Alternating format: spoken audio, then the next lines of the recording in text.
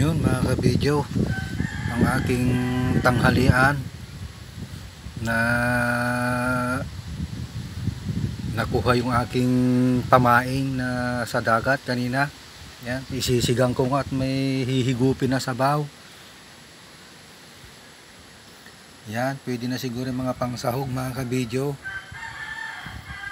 Tapos may ano tayo, talbos ng kamote.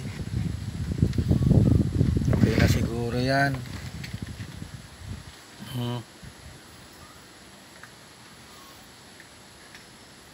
Pwede na yan kabidyo.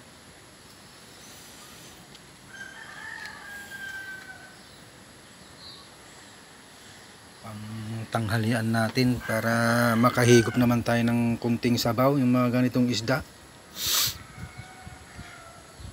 Masarap daw to. Samaral ang tawag nila dito sa Gumaka.